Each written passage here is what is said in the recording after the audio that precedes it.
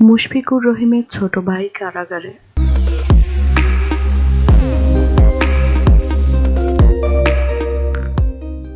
বাংলাদেশ জাতীয় দলের টেস্ট ফরম্যাটের অধিনায়ক মুশফিকুর রহিম লাল সবুজ দলকে অনেকবার ম্যাচ জিতিয়ে খবরের শিরোনাম হয়েছেন এই টাইগার ব্যাটসম্যান।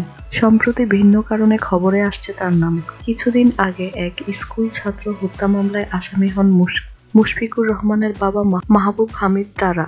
এবার মাদকদ্রব্য আইনের মামলায় কারাগারে গেলেন তারই ছোট ভাই।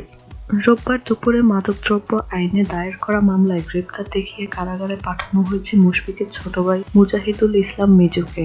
এদিন বগুড়ায় আদালতে হাজির করা হলে বিচারক তাকে কারাগারে পাঠানোর নির্দেশ দেন। বগুড়া সদর থানার ভারপ্রাপ্ত কর্মকর্তা ওসি এমদাদ হোসেন বিষয়টি নিশ্চিত করেছেন। তিনি বলেন, শনিবার রাতে বগুড়া শহরের বৃন্দাবন্দা পাড়া থেকে তাকে গ্রেপ্তার করা হয়। গ্রেপ্তারের সময় মিজুর কাছে 2 বোতল ফেনসিডিল ছিল। রোববার মুশফিকের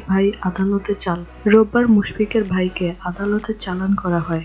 বিচারক তার জামিন আবেদন নাকচ করে কারাগারে পাঠানোর নির্দেশ দেন। পরে প্রিজন ভ্যানে করে তাকে কারাগারের উদ্দেশ্যে নেওয়া হয়। এ সময় মুশফিকের ভাইয়ের ছবি তোলার চেষ্টা করেন স্থানীয়রা, তবে তিনি এ সময় তার চেহারা হাত দিয়ে লুকিয়ে রাখেন। এর আগে 17 মে মুশফিকুর রহিমের বাবা মাহবুব হামিদ তারাকে প্রধান আসামি করে 16 জনের বিরুদ্ধে একটি হত্যা মামলা দায়ের করা হয়েছে। মাটিডালী SOS হারমেইন মেইনার কলেজের 9ম শ্রেণীর ছাত্র মাসুদ ফেরদৌস হত্যার অভিযোগে নিহতের বাবা এমদাদুল হক এমদাদ মামলাটি দায়ের করেন। মামলায় হত্যার নির্দেশতা হিসেবে মুশফিকের চাচা বগুড়া পৌরসভার 17 নম্বর ওয়ার্ডের কাউন্সিলর মেজবাহুল হামিদ মেজবাকে 2 নম্বর আসামি করা হয়।